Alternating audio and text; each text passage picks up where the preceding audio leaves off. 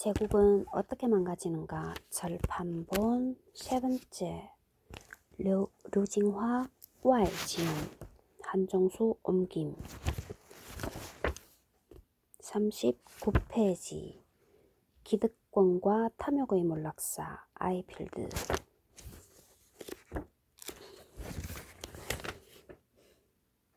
일러두기. 이 책은 大国衰落之间人民出版社2007를 완약한 것이다. 2. 본문 괄호 안의 설명은 지은이가, 고딕체로 된 작은 글씨의 설명 및 각주는 옮긴이가 작성했다. 옮긴이 서문. 유일한 초강대국인 미국이 쇠퇴하면서 중국이 이를 대신할 것이라는 전망이 점차 힘을 얻고 있습니다. 물론 이에 대한 반론도 거세지만 최소한 바로 이웃에 있는 우리나라에게 중국이란 대국은 아니면 말고라는 식으로 외면할 수 없는 존재인 것만은 확실합니다. 그럼에도 수교한 지 20년이 지났으나 아직도 우리가 중국에 가지는 관심은 대북 문제를 제외하면 경제적 측면에 집중되어 있다는 점을 부정할 수 없습니다. 그래서인지 우리는 동북공정 같은 민족적으로 민감한 문제를 제외하면 중국이 세계를 어떻게 보고 있느냐에 대해서 거의 관심을 가지고 있지 않다고 해도 과언이 아닙니다. 그나마 대국굴기라는 다큐멘터리가 알려지면서 같은 제목의 책이 출판되었고, 이를 계기로 중국인이 쓴 세계사에 관한 책들이 조금씩 우리에게 알려지기 시작했습니다. 이 책의 원제는 대국 쇠락지감, 大国衰落之间으로 대국굴기, 大国崛起, 대국 부흥지로, 大国复兴之路와 더불어 3부작을 이루고 있습니다. 대국굴기와 마찬가지로 한 저자가 쓴 작품이 아니라 한 저자가, 한종수란 한이 아니고 한 저자가 쓴 작품이 아니라 9개 나라의 역사를 잘 아는 전문가들이 모여서 썼기에 중국인의 세계관을 잘 살필 수 있는 작품이기도 합니다.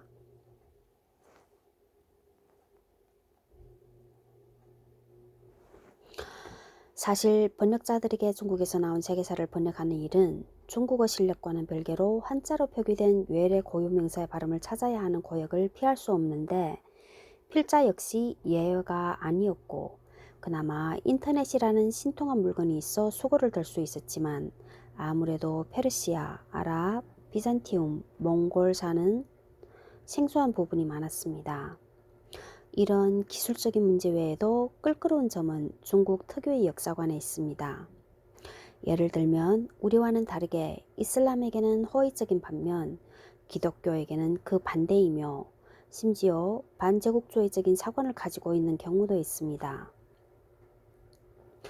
또 우리가 잘 모르는 제3세계 국가들의 자료를 활용하는 경우도 많습니다.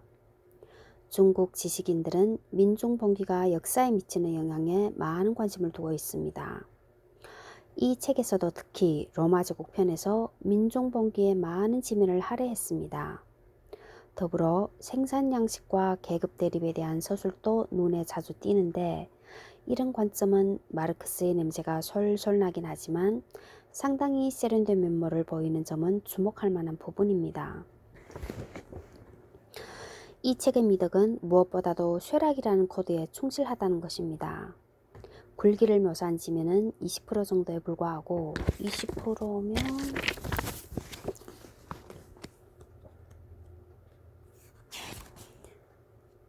400페이지, 20%면 한 80페이지.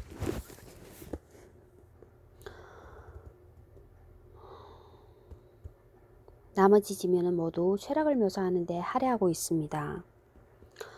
포르투갈과 에스파냐 편은 아예 굴기 부분의 묘사는 생략하고 다짜고짜 쇠락부터 다루는 과격한 면모를 보이기도 합니다.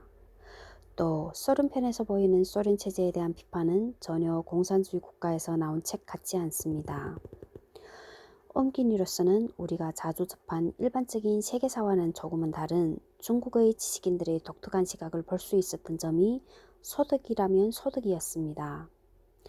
이 책은 세계사 초보자들에게는 그리 쉬운 내용이 아닌 듯해서 독자의 이해를 돕기 위해 많은 조를 달았습니다.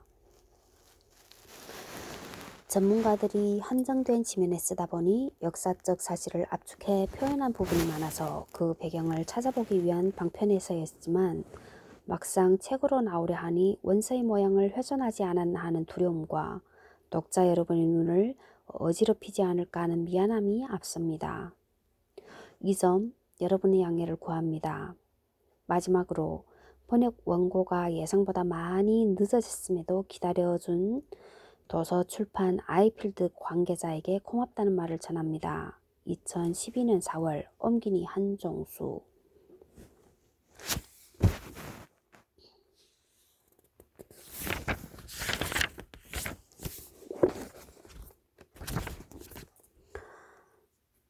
흉노 제국 이야기. 유라시아 대륙 양단에 강력한 흔적을 남기고 사라진 흉노를 찾아서 장진쿠의 지엄, 남은숙 옮김, 흉노, 지금은 사라진 고대 유목국가 이야기, 저텐슌 지엄, 김숙경 옮김, 대월지, 중앙아시아의 수수께끼 민족을 찾아서 셔구 충난 지엄, 민해홍 옮김, 제왕종의 제왕, 당태종, 이세민, 황충호 지엄,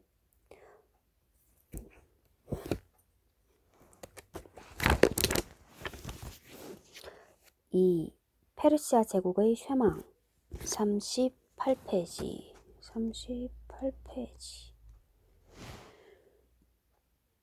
그리스 세계와 전쟁을 시작하다. 살라미스 해전 페르시아 전쟁의 전환점 알렉산더의 치명적 공격 그리스 세계와 전쟁을 시작하다. 페르시아와 그리스의 대립은 키루스 시대까지 거슬러 올라간다. 키루스는 소아시아의 리디아를 멸망시키고 에게해 연안의 그리스 도시 국가들을 복속시켰다. 다리우스는 헬레스폰토스 해협 11에 대한 해석 39페이지 다르타네스 해협을 말함. 에게해와 흑해 사이에 내해인 마르마라 해가 있는데 에게해와 마르마라 해 사이에는 해협을 말한다. 마르마라 해와 흑해 사이의 보스푸루스 해협과 함께 유럽과 아시아를 잇는다.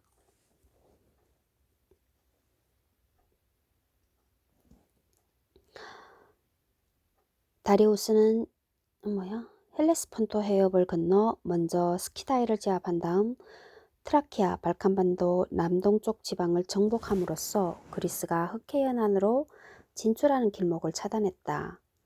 이는 그리스 도시 국가들의 안정과 이익을 위협하는 것이었다. 그리스와 페르시아의 대립은 언제 전쟁이 터져도 이상할 게 없는 상황이었다. 밀레투스 사건은 두 세력 간의 전쟁이 일어나는 도화선이 되었다. 기원전 500년 소아시아 연안의 그리스 도시 밀레투스에서 반페르시아 봉기가 일어났다. 밀레투스인은 그리스 본토의 지원을 기대했지만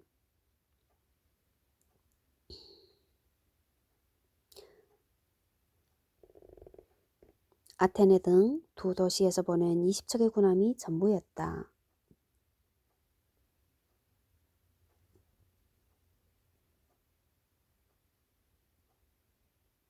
기원전 494년의 봉기는 진압되었고 그 대가는 참혹했다.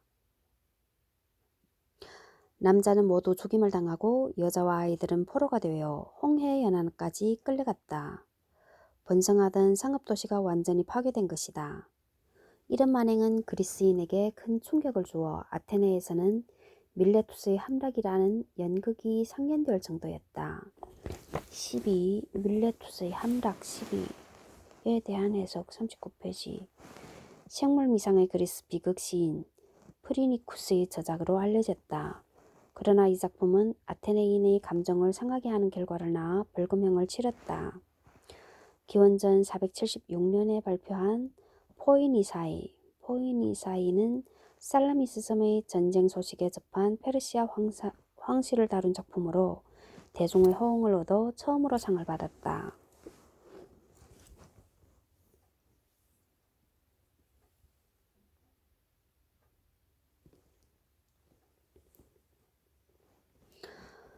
기원전 480년 페르시아는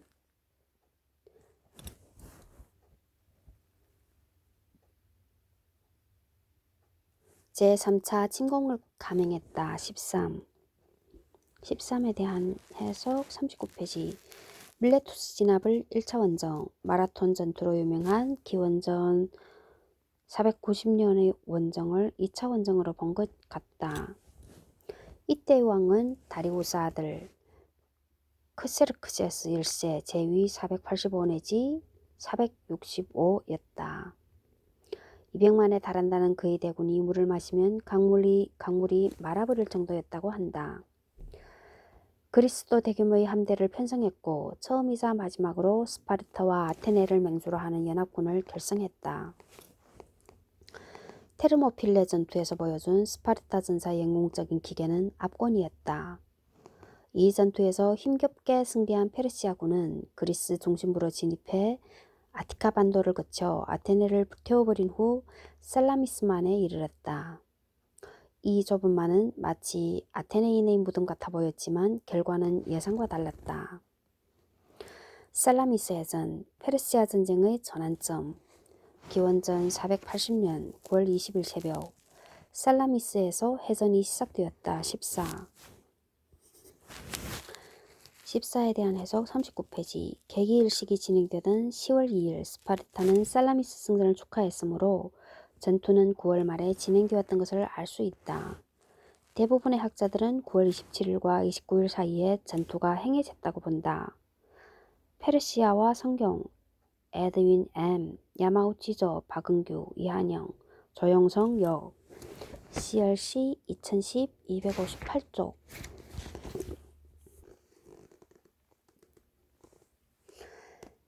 크세르크세스는 승리를 확신하고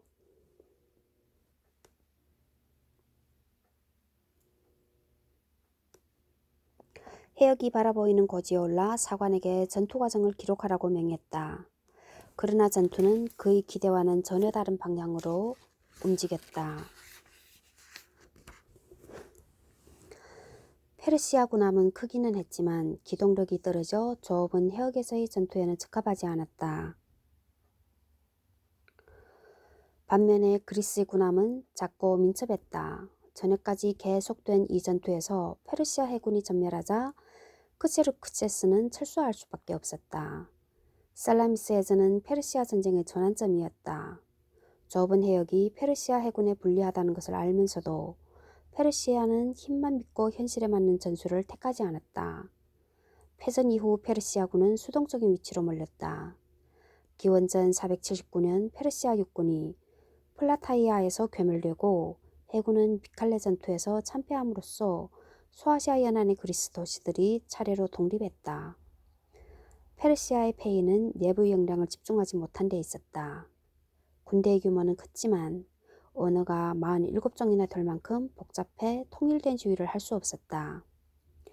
또 핵심을 이루는 소수의 페르시아인을 제외하면 피정복 지역 출신 병사들이 대부분이어서 사기가 높지 않았다. 자신의 땅과 재산과 가족을 지켜야 하는 그리스인과는 큰 차이가 있었다. 전쟁은 새로운 단계로 접어들었다. 페르시아는 벼랑에 몰리기 시작했다. 전쟁은 규모만 차이가 있을 뿐 그전과 비슷한 양상으로 진행되었고 특히 해전에서 페르시아는 전혀 힘을 쓰지 못했다. 기원전 466년 쌍방은 현재 터키의 남부에 위치한 에우리메돈 강 어귀에서 최후의 결전을 벌여 그리스 육군과 해군이 승리했다. 페르시아는 강화를 청했고 더 이상 지중해에서 힘을 쓸 수 없게 되었다. 15에 대한 해석 40페이지. 기원전 449년 아테네와 페르시아는 카리아스 화약을 맺어 반세기 동안의 전쟁을 끝냈다. 40페이지. 알렉산더의 치명적 공격. 페르시아 제국이 쇠퇴하는 것과 동시에 전쟁의 여파로 그리스 도시 국가들도 위기에 빠졌다. 그 사이에 그리스 북부에서 마케도니아가 굴개하고 있었다. 마케도니아인은 그리스 문명의 혜택을 받지 못했으나 페르시아 전쟁 시기에 페르시아군의 정보를 아테네에 제공해준 대가로 그리스 세계의 일원이 되었다. 기원전 4세기 후반 마케도니아는 용성의 길로 접어들게 된다. 이 신흥 강국은 전쟁을 두려워하지 않았다. 국왕 필리포스 2세 제위 359 내지 336의 개혁으로 BC 강력한 상비군이 만들어졌고 팔랑크스라는 방전 전술 방전战术 16을 도입해 전투력이 크게 향상되었다. 팔랑크스 방진 전술에 대한 해석 16에 대한 해석 41페이지. 중무장한 보병이 어깨와 어깨를 맞대고 보통 팔을 종대로 늘어서는 전술대형. 필리포스는 그리스 북부를 제압하고 남쪽으로 세력을 확장했다. 펠로폰네소스 전쟁 동안 페르시아가 그리스를 간섭한 적이 있었다. 17. 41페이지. 펠로폰네소스 전쟁 431부터 404 BC 중 해군이 약한 스파르타가 페르시아에게 이오니아 식민 도시들을 넘겨주는 조건으로 아테네의 보급로인 흑해 방면을 차단해달라고 부탁한다. 기원전 405년 아테네가 자랑하던 해군이 헬레스폰토스에서 대패하면서 이 전쟁은 스파르타의 승리로 막을 내렸다. 마케도니아가 남아하자 그리스인 중에서 친 마케도니아파가 나타나 마케도니아를 맹주로 삼고 페르시아를 공격해 그리스의 위기를 전쟁으로 해결하자고 주장했다. 아테네의 웅변가 이소크라테스 기원전 436 내지 338까지는 이렇게 울부짖었다. 그리스 세계가 애국심으로 똘똘 뭉쳐 페르시아를 정복해 오리엔트의 부를 차지하자. 우리는 아시아로 쳐들어가 우리의 생활권을 확보하자. 이 연설은 마케도니아가 페르시아 정복의 발동을 건 계기가 되었다.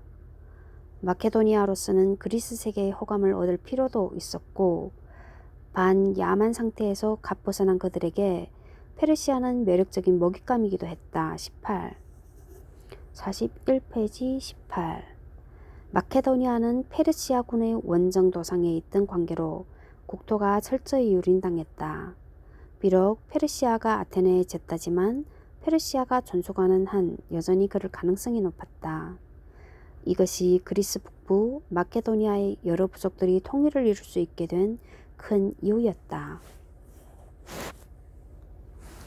기원전 336년 필리포스가 자객의 칼을 맞아 세상을 떠나고 아들 알렉산더가 그 자리에 올랐다.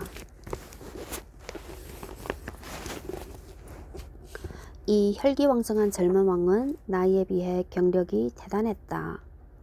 대철학자 아리스토텔레스를 스승으로 모시고 공부했으며 16세의 국왕대행을 18세에 전쟁에 나가 공을 세웠다. 그가 왕위에 오르자 그리스 각지에서 마케도니아에 반대하는 봉기가 일어났다. 알렉산더는 테베를 본보기로 삼았다. 테베 19에 대한 해석 42페이지. 테베는 스파르타가 지도력을 잃자 한때 그리스의 맹주가 되기도 했다. 도시를 함락시킨 후 주민을 학살하고 산 사람은 노예로 삼고는 도시를 완전히 파괴해 평지로 만들었다. 다른 도시들은 일제히 숨을 죽였다. 기원전 334년 봄 알렉산더가 지휘하는 사만 군사가 헬레스폰토스 해협을 건너 페르시아 영지로 진격했다.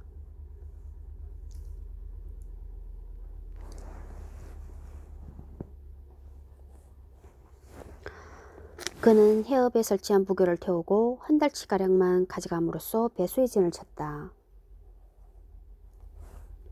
알렉산더는 불과 4년 만에 페르시아를 멸망시켰다. 기원전 330년 거대한 제국이 그토록 단실에 붕괴됐다는 사실이 놀라운데 역사학자들은 그 원인을 알렉산더의 군사적 천재성에서 찾지만 페르시아 내부를 먼저 들여다보는 편이 나을 것 같다. 먼저 페르시아군의 무능력과 무력감을 들 수 있다. 두 차례의 전투가 이를 잘 설명해준다. 기원전 333년 이수스 평원에서 전투가 벌어졌다. 페르시아 군 총사령관은 다리우스 3세, 코모마누스 제위 336 내지 330 기원전이었다. 페르시아 군 좌익을 돌파한 알렉산더가 본진을 공격하자 이 일격에 페르시아군은 붕괴되고 다리우스 3세의 모후, 왕비, 공주 등이 포로가 되었다. 2년 후 니네베 근처의 가오가 멜라 평원에서 다시 전투가 벌어졌다. 페르시아군은 100만 대군이었지만 알렉산더군은 6만에도 미치지 못했다. 그러나 알렉산더가 선두에 서서 페르시아군의 측면을 돌파해 전황을 역전시켰다. 이 가오가 멜라 전투 기원전 331년으로 페르시아군은 기력을 잃었고 기원전 330년 페르시폴리스 전투에서도 괴멸당해 수도를 내주었다.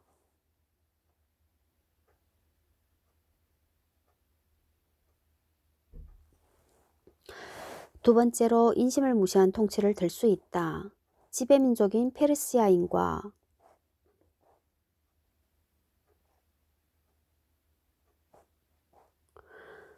비지배민족 사이에 위화감이 생겨났는데 이런 위화감은 알렉산더의 공격이 시작되는 순간 바로 나타났다.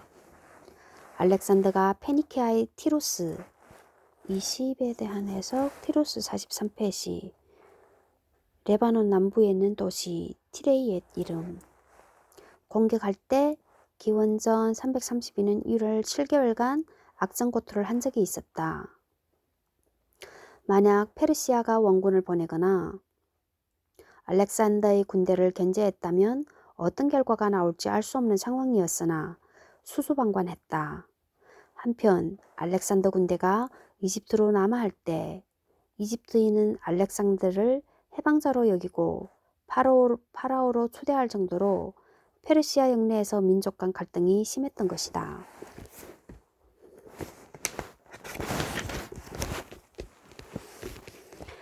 3. 파르티아 44페이지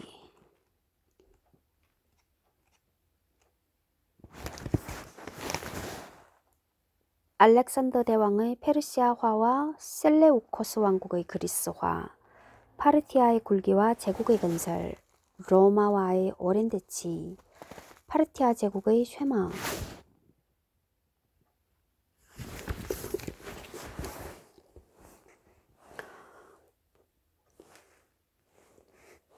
3. 파르티아 알렉산더 대왕의 페르시아화와 셀레우코스 왕국의 그리스화. 알렉산더는 페르시아 제국을 멸망시키고 스스로 페르시아의 계승자라고 칭하고 통치의 중심지를 동방으로 옮겼다. 정치제도와 생활방식도 페르시아 문물을 받아들여 군주제도와 중앙집권을 강화하고 현지의 귀족과 관리를 중용했다. 페르시아인을 입대시키고 페르시아어를 배우고 페르시아의 옷을 입고 페르시아 여자와 결혼하는 등 적극적인 민족 융합 정책을 펼쳤다. 페르시아 지역은 점차 안정되어 동서문명의 교류에도 큰 역할을 하였다. 하지만 알렉산더가 인도 원정을 마치고 돌아온 지 2년 만에 세상을 떠나자 곧 분열되었다. 서아시아에서 인도에 이르는 땅, 즉 페르시아의 주요 지역이 알렉산더의 부하 셀레우코스 기원전 312부터 281까지 제위 손에 떨어졌다.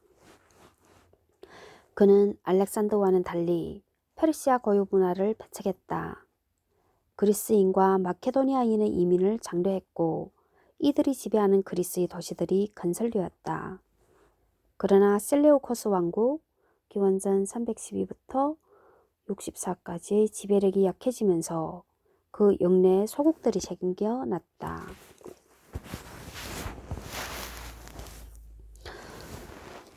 파르티아의 굴기와 제국의 건설.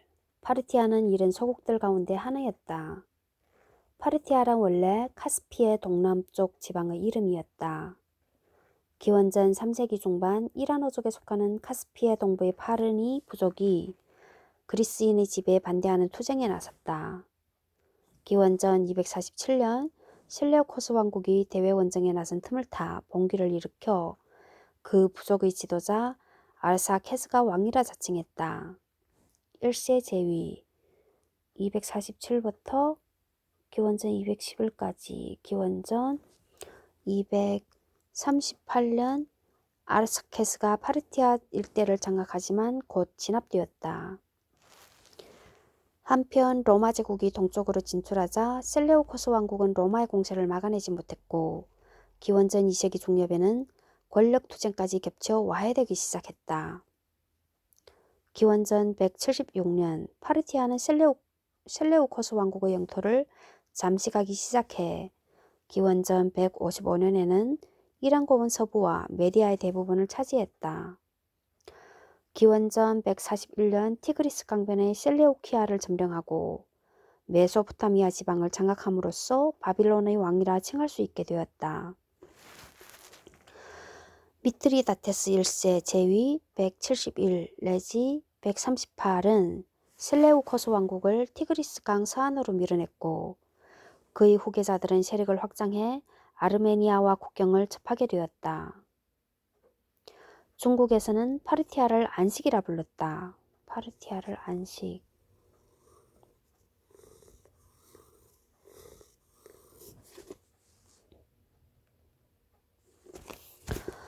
로마와의 오랜 대치.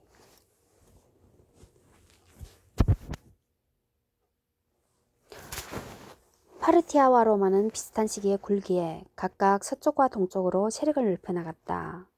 로마의 주요 목표는 셀레우코스 왕국이었다. 기원전 3세기 중엽 로마는 이탈리아 반도를 통일한 후 카르타고를 물리치고 지중해 서부의 패권을 장악했고 기원전 2세기 중반에는 마케도니아와 그리스마저 정복함으로써 자연스럽게 셀레우코스 왕국과 충돌하게 되었다. 기원전 1세기 초 파르티아의 서지는 로마의 주의를 끌게 되었다.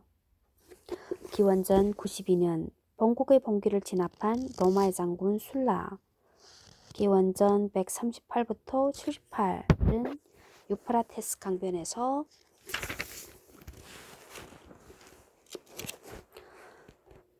파르티아의 사절단을 만났다.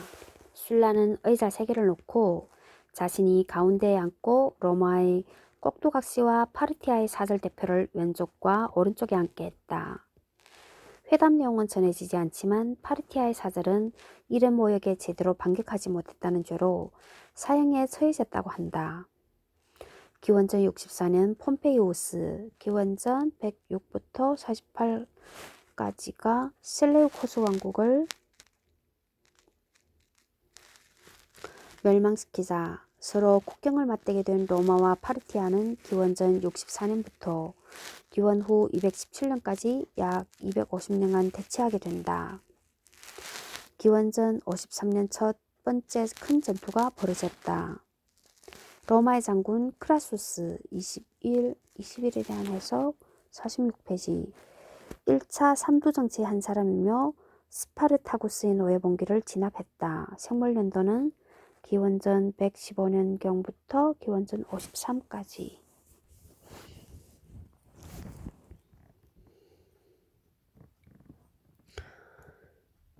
기원전 54년 첫 번째 큰 전투가 벌어졌다. 로마의 장군 크라수스 21일이 4만 병사를 이끌고 유프라테스 강을 넘었다.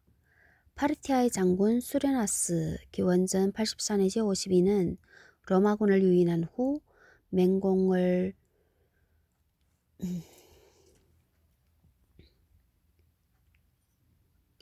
퍼부어 전멸시켰고 사령관 크라수스도 전사했다. 카레 전투 22 수레나스의 중기병이 번쩍이는 갑옷으로 시위를 했는데 이것이 비단 갑옷이었다고 한다. 이 전투로 인해 로마의 중국의 비단이 알려졌고 실크로드를 통해 전해지게 되었다. 파르티아 왕 오르데스 2세 제위 52 내지 38 기원전은 크라수스의 해골에 금칠을 하고 금으로 눈과 입을 틀어막고는 돈 욕심이 많은 너에게 금을 입히고 금을 물리노라며 조롱했다. 기원전 36년에는 2차 삼두정치의 일원인 안토니우스 기원전 82 내지 32 10만 병사를 이끌고 공격했지만 3만을 잃었다. 그 후 수십 년 동안은 큰 충돌 없이 지냈다. 이 시기를 로마의 평화라고 부른다. 기원 후 63년 두 나라는 완충국인 아르메니아를 두고 협정을 맺었다. 아르메니아 국왕은 파르티아 왕이 지명하되 왕관은 로마 황제가 준다는 내용이었다. 로마가 파르티아의 아르메니아의 실효적 지배를 인정한 것이었다. 114년 트라야누스 제위 98 내지 117 황제가 로마의 우호적인 아르메니아 왕을 파르티아가 폐위시키자 이를 빌미로 파르티아를 침공했다. 내전이 일어난 파르티아는 제대로 대응하지 못해 왕은 목숨을 잃고 아르메니아도 로마의 손에 들어갔다. 기세가 오른 로마군은 메소포타미아를 점령하고 파르티아 수도 크테시폰을 포위했다. 그러나 크테시폰 주민이 강력하게 저항한 데다 파르티아의 통치층이 내전을 그치고 맞서자 곧 철수했다. 철수하던 중에 트레아누스가 세상을 떠났다. 3세기 초 카라칼라 제위 211부터 7? 기원 전이구나 이거는. 기원 전 211부터 기원 7. 인도와 중국까지 정복하겠다는 망상을 품고 그 길목에 있는 파르티아를 공격하기 위해 원정에 나섰으나 불만을 품은 장교에게 암살당했다. 새 황제 마크리누스 제위 기원전 217부터 기원 8년까지. 여기는 왜 BC를 안 썼지? 이거 써야 되는 거 아니야?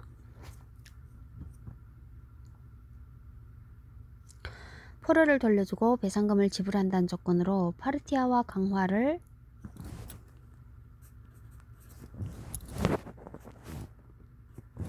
맺었다. 로마의 마지막 파르티아 원정 시도는 이렇게 끝나고 말았다. 파르티아는 로마와 장기간 대치하면서 로마의 동진을 저지해 티그리스강을 넘지 못하게 했다. 그 결과 로마의 영역은 유파라테스강 서안에 그치게 되어 메소포타미아와 이란은 로마의 영향권에서 벗어날 수 있었다. 파르티아 제국의 쇠망 47페이지. 파르티아는 로마와의 마지막 전쟁에서 승리했지만 226년 멸망하고 말았다. 파르티아의 쇠망의 원인은 외부보다는 내부의 요인이 컸다. 내부의 요인. 어디가나 다 내부의 요인이네. 첫째, 국가기구의 문제였다. 국가기구의 문제. 둘째는 중앙 권력이 지방 세력을 압도하지 못했다. 그 다음에는 셋째, 통치 집단 내의 빈번한 권력 투쟁과 파르티아의 독특한 왕위 계승 제도로 인해 공력이 소진되었다. 그 다음에 세 개 있네. 한번 보자. 파르티아 제국의 쇠망의 원인, 내부의 요인이 컸는데 첫 번째, 47페이지. 첫째, 국가기구의 문제였다. 제도가 엉성하고 조직이 약해 행정의 효율이 낮았다. 파르티아는 카스피해 동남쪽의 자그마한 지방에서 굴기에 서쪽과 동쪽으로 세력을 확장해 나갔는데 제국의 건설 기간이 비교적 오래 걸렸다. 그 과정에서 셀레우코스 왕국, 로마 제국과 장기간 대치한 데다 통치 지역도 변동이 컸던 탓에 제대로 된 통치 기구를 갖추지 못해 자주 수도를 옮겨야 했다.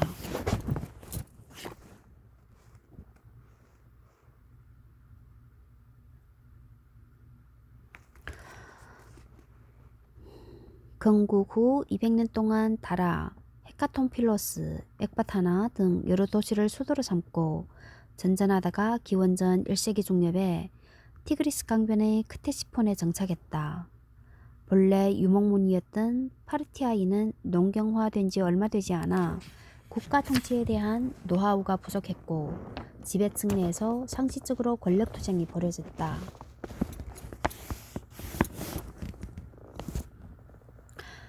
둘째, 중간 권력이 지방 세력을 압도하지 못했다.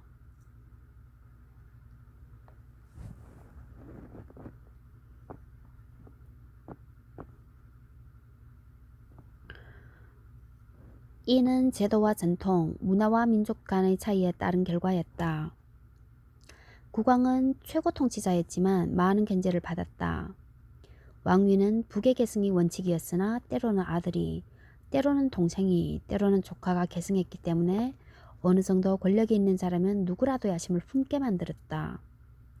왕은 이러한 위험을 제거하기 위해 왕실의 남자들을 변방으로 보냈지만 그들의 영지는 곧 반독립국이 되었다. 지방의 총독들은 자신의 이익이 걸려있는 문제에는 국왕과 충돌도 마다하지 않았다. 정복지 중에는 기존의 통치기구가 존속했고 세습 영지가 그대로 유지된 곳도 있었다. 또 속국을 제외한 지역에는 큰 행정구역이 4군데 있었는데 이렇게 복잡한 행정구조는 중앙의 명령이 왜곡되기 일쑤였다.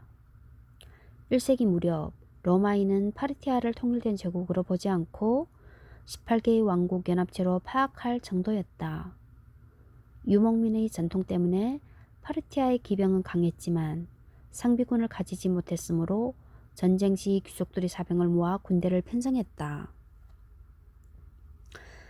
귀족의 독립성은 그들이 자금력과 무력을 가지고 있기 때문이었다. 어느 역사가 23에 대한 해석 48페이지 크라수스전을 쓴 플루타르코스를 말한다는 로마와 싸웠던 한 귀족 24에 대한 해석 플루타르코스의 크라수스전에서는 이 사람이 수레나스라고 한다. 그가 이를 벌어나가면 1,000마리의 낙타가 그의 짐을 싣고 200대의 마차가 그의 처첩들을 태웠으며 1,000명의 철기병과 더 많은 경기병이 호위를 한다. 시종과 노예의 수는 거의 1만에 달한다. 이 묘사는 과장되었을 수도 있지만 당시 사람들에게 준 인상이 어느 정도였는지 짐작할 수 있다.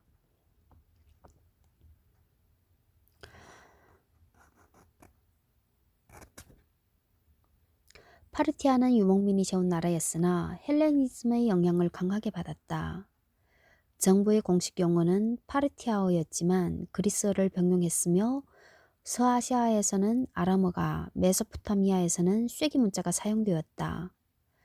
사람들의 이름을 보면 종교적인 관용이 두드러졌던 것 같다. 메소포타미아 지방이나 그리스화된 도시의 여자들은 셈족의 이름을 쓰고 남자들은 그리스식 이름을 썼다.